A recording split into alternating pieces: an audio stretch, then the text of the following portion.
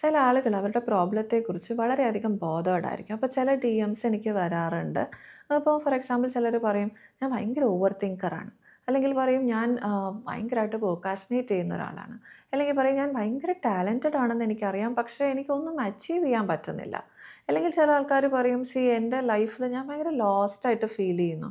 അല്ലെങ്കിൽ ചില ആൾക്കാർ പറയും, "എനിക്കെൻ്റെ ജീവിതം മടുത്തു." ഇങ്ങനെയൊക്കെ പറഞ്ഞിട്ട് അവർ ചോദിക്കുന്നത്, ഈ പർട്ടിക്കുലർ ആയിട്ടുള്ള കണ്ടീഷൻ്റെ പേരെന്താണ് എന്ന് ചോദിക്കും.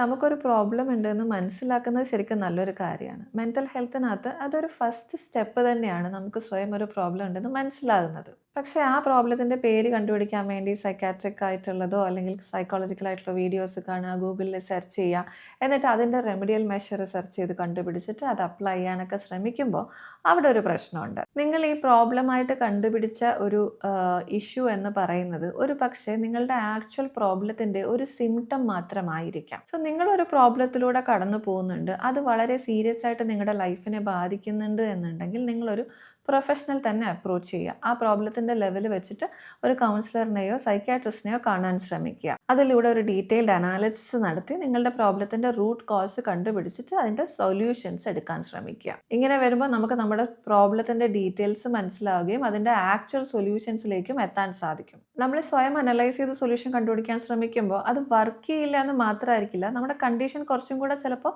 മോശമാവാൻ സാധ്യതയുണ്ട്.